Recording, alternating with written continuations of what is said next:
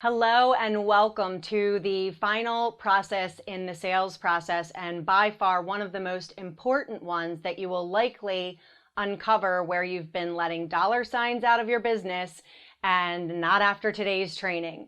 So fortune is in the follow-up. I'm sure some of you have heard that before, and some of you may have a system going on in your business, but after this training, you're going to have a solidified follow-up strategy where you're going to know exactly what it is that you need to do in your own business to be in contact with your clients, to be in contact with people who said it wasn't the right time, or that they didn't have enough money, or that their husband wasn't on board, whatever those objections were that we went through, and that person didn't convert into a sale. You need to be holding on to that information.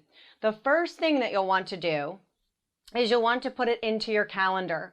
When are you going to follow up with clients on a weekly basis for potential sales, for reconnecting with them, for perhaps even offering a new product or service? They might not have said yes back when you talked to them initially or had contact with them initially, but it's really important to be in connection with them. Potential clients, previous clients. I have a file folder in my office that is labeled potential clients.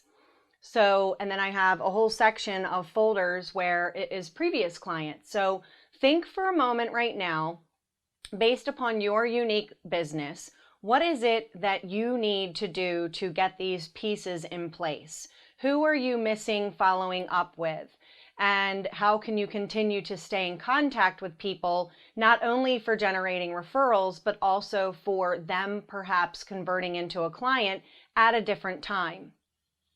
The first thing that I would recommend that you do is, after you get this on your calendar of when you're going to do the follow-up with people, is to identify what are those follow-up strategies.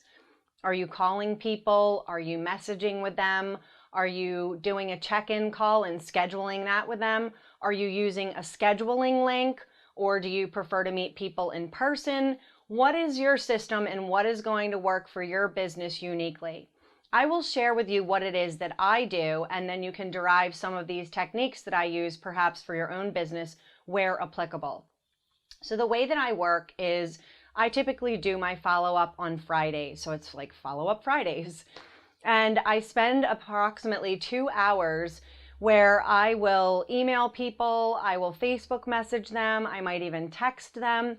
Anytime I have a conversation with someone, whether it's them obtaining more information about my services, or even if they've just gotten on the phone to obtain more information about programs in general, whether they should take this program or that program, I will immediately create a contact in my phone. And then I have a tracking sheet for any potential client conversation that I have, and I put their name on a list. And then at the bottom of that chart, there's a place for them if they've converted into a paying client. So you're going to be following up with former clients, and you're also going to be following up with potential clients.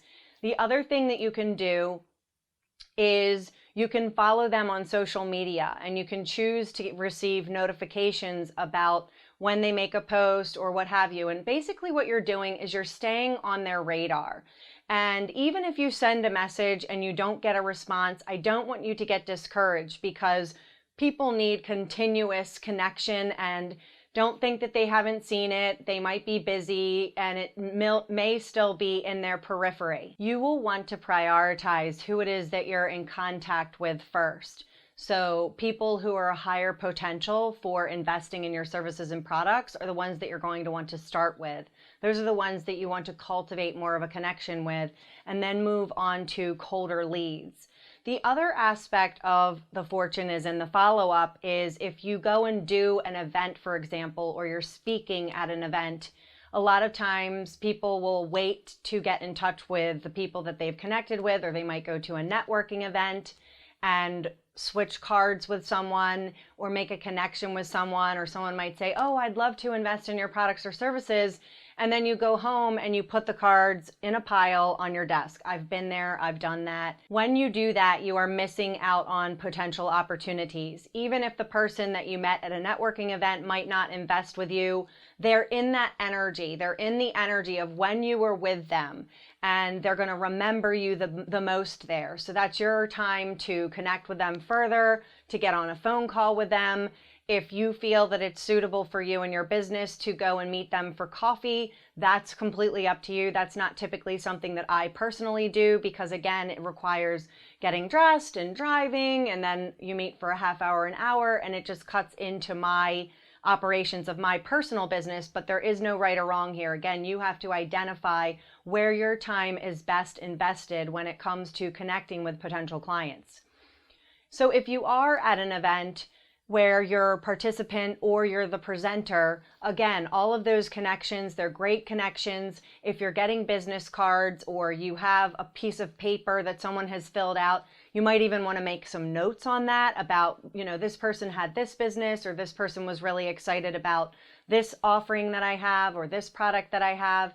And that way, when you call them, there's a personalized element to it. So even if you're like remembering, oh, they had this kind of a dog or they have 2 children, making notes and making things personalized is going to have you really standing out, and it will have them remembering you even more. So being prompt about the follow-up after you've met someone is another very huge opportunity for making connections or having a referral connection even.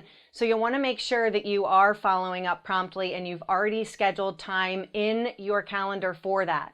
I've even known people who have done speaking presentations and they've had an assistant with them and they've offered a discovery session or a strategy session, a sales conversation, whatever you want to call it. And the people have been able that were interested to go directly to their assistant and get in their calendar right there at the live event. So whatever strategies you choose to use, the most important thing is that you know what those strategies are and you are exercising them consistently. Don't go putting something on the calendar and then every Friday or whatever day it is that you're to do those activities that you procrastinate or you put it off or what have you. You have to make this a non-negotiable part of your business because it is literally an opportunity for you to increase your sales, increase your connection, increase your credibility, and be someone who people recognize as you standing out because you have such a high level of integrity. People know that they can count on you, that you're consistent, and that you genuinely care. And don't even think twice about taking a moment to do something that other people aren't doing. That's one of the things that's going to have you standing out even more. If you are sitting down and writing a handwritten note to former clients and saying, Dear Jane, I was thinking about you and I'm wondering how things are going or how things are going with your kids. I miss being in contact with you. I wanted to check in and see how you're doing, and really have it come from this genuine place. The biggest key in human interaction is always going to be that people will remember how you made them feel. They might not remember all of the things that you told them. They might not always remember the things that you did, but at the end of the day, people will always remember how you made them feel. And you, as a woman entrepreneur, need to know what it is that your company's brand is and how it is that you make people feel, and look for themes and get feedback to make sure that your intention is being received and you are leaving people feeling the way that your company wants to have people feel. So I wish you lots of luck with this. Fortune is in the follow-up. I know you've got this. You're a master at sales. Go back and listen to all of the training so that you can continue to anchor it into your mind and your physiology. And remember, at the end of the day, you've got this.